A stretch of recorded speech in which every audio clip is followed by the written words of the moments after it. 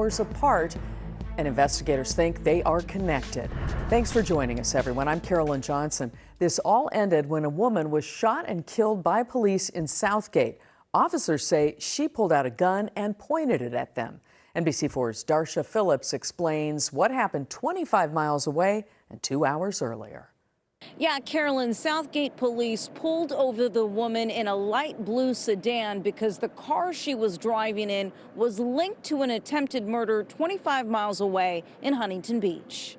A chaotic scene Monday morning in Huntington Beach. Workers running after hearing multiple shots fired near a business called California Closets. I was sitting in my car and then I suddenly saw the gun shot fire, and then there's a guy who just run from the other side, got shot and say somebody's shooting. The gunfire erupted around 7:15 a.m. near Skylab Drive in Springdale. A man was shot, but it's not clear if this happened inside or outside of the building. Witnesses say they saw him being taken away on a stretcher. Officials tell NBC4 he's expected to survive. California Closets not saying if the shooting was related to its business or if the victim is an employee. Then, roughly 2 hours later and 25 miles away, a car connected to the shooting in Huntington Beach is spotted by officers in Southgate. The felony warrant was out of Huntington Beach Police Department, and the vehicle was used in an attempt murder over there. Southgate police pulled over a woman driving the light blue sedan on San Carlos Avenue and Firestone Boulevard. The officer conducted a traffic stop on the vehicle, as you see behind me, in the 8600 block of San Carlos, and upon exiting his vehicle to contact the driver, the female adult driver presented a handgun and an officer-involved shooting occurred. The woman, later identified as 29-year-old Lucero San Pedro Castro of Baldwin Park, was taken to a hospital where she was pronounced dead. Investigators did not clarify her connection to the Huntington Beach shooting. In Southgate, Darsha Phillips, NBC4 News. Police in South LA are investigating a deadly crash involving a car and a pedestrian. This happened just before 10 on 74th Street in Figueroa. Witnesses tell us they saw a car drive off, but so far police have not confirmed if this is a hit and run. Figueroa is closed in that area as officers investigate. New tonight, the city of Anaheim is issuing a warning to residents about an uptick in immigration enforcement operations. City leaders say this past weekend saw the most disruptive activity since the raids began in June. NBC4's Tracy Leong live in Anaheim for us, where a man who was seen on video being detained is now sharing his story. Tracy. Yeah, Carolyn, we're here at the Euclid Car Wash where one man, a U.S. citizen, was detained this past weekend, and he said he tried to help out the people who were being attacked, and that's when he was taken in. Cell phone video captured Isaac Dominguez, a U.S. citizen, getting detained by federal agents outside the Euclid Car Wash in Anaheim Saturday afternoon. They tackled me to the floor, and they put the cuffs on me. Hands behind my back. Dominguez says he was nearby the car wash when he noticed immigration agents surrounding the business. That's when I got upset, because I think to myself, they're just attacking Hispanic people, Hispanic-looking people. And they don't even care if they're documented or not. Dominguez says he was accused of attacking federal agents, but after being held for several hours, he was released with no charges. I'm black and Mexican, proudly, yeah. And that's really what this was all about. I don't deny any part of myself. I'm just as Mexican as I am anything else. And so when I see my people under attack for no apparent reason, you really don't think. You just do. The city of Anaheim says there was also another immigration enforcement operation Saturday at the Home Depot, where at least 5 day laborers were detained. We condemn the actions that we've been seeing taking place, especially on Saturday. It is the most disruptive activity that we've seen in the city of Anaheim since this all started playing out back in June. The city created the program, Anaheim Contigo, in June in response to these raids, helping more than 130 families with more than $50,000 to cover bills and groceries, as well as providing resources and information to their immigrant community. Carolyn, we reached out to Customs and Border Protection about what happened here as well as the Home Depot. They acknowledged our request but have not yet provided any updates. The city of Anaheim also tells us this is the third time immigration agents have been at this car wash since June. Reporting live, Tracy Leong, NBC4 News. Tracy, thank you.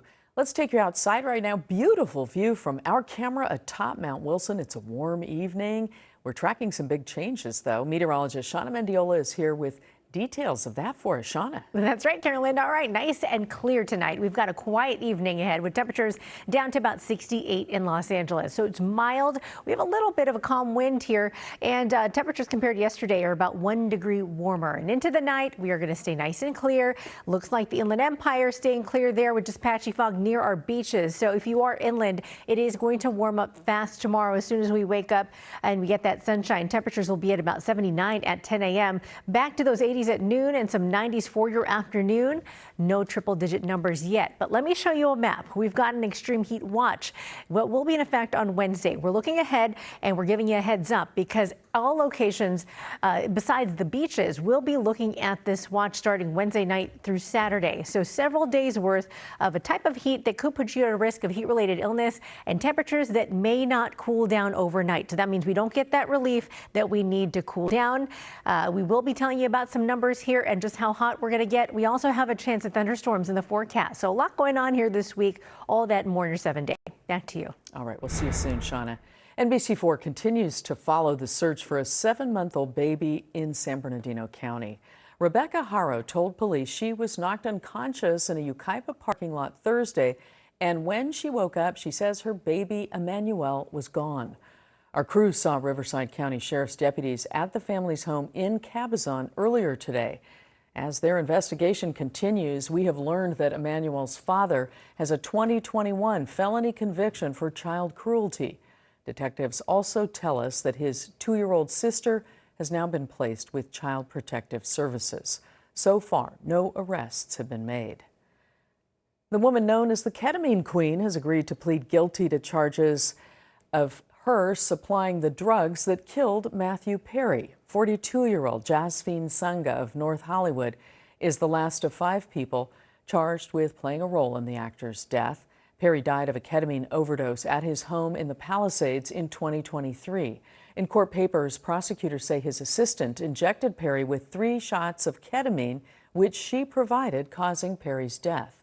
The U.S. Attorney's Office says she is expected to formally enter her guilty plea in the coming weeks. President Trump and Ukrainian President Zelensky met in Washington, D.C. today, just days after Trump's high-stakes meeting in Alaska with President Vladimir Putin.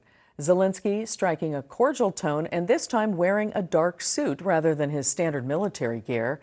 Tonight, President Trump posting he has begun arrangements for a trilateral meeting, but a ceasefire remains elusive. It's an honor to have the president of Ukraine with us. Thank you very much for your efforts, personal efforts to stop killings and stop this war. Today's meeting far different from that Oval Office blow-up a few months ago. You got to be more thankful, because let me tell you, you don't have the cards. Today, President Trump saying he is optimistic. People are being killed and we want to stop that. So I would not say it's the end of the road. No, I think we have a good chance of doing it. But there's been little sign of progress. Russia controls 20% of Ukraine and wants to keep that and more as a condition to end the war, while Zelensky says Ukraine will not cede territory. Inside the White House, Trump and Zelensky focused on a map of Ukraine, with Zelensky saying he wants U.S. security guarantees. What guarantees do you need from President Trump to be able to make a deal? Is it American troops, intelligence, equipment? What is it? Everything. Ukraine also demanding that children, families, and prisoners of war taken by Russia be released. And I was very thankful to your wife again, Mr. President, for the letter about our abducted children. And I hope that really it can be a historic role for the people to bring kids back. President Trump was pressed today. Would those security guarantees include U.S. troops? The president not ruling it out, but saying Europe will carry most of the burden. And in a dramatic show of force, more than half a dozen European leaders came to Washington, urging a ceasefire before any additional meetings with Putin. President Macron of France praising President Trump's efforts, but saying this. Your idea to ask for a truce or a ceasefire, at least to stop the killings, as we discussed is a necessity. A point punctuated by another deadly drone strike by Russia on an apartment building in Ukraine today. Even so, Zelensky sounded positive, saying he supports a trilateral meeting with him, Trump, and Putin. We had very good conversation with President Trump. Very good. And it really was the best one, maybe the best one will be in the future. NBC News is reporting that President Trump called President Putin tonight and the two spoke for about 40 minutes. No word yet about that trilateral meeting. And once again, President Trump is singling out California as he tries to cast doubt on mail-in voting. This morning on Truth Social, the president vowed to issue an executive order aimed at banning mail-in ballots. He also said without evidence, mail-in voting is corrupt in California.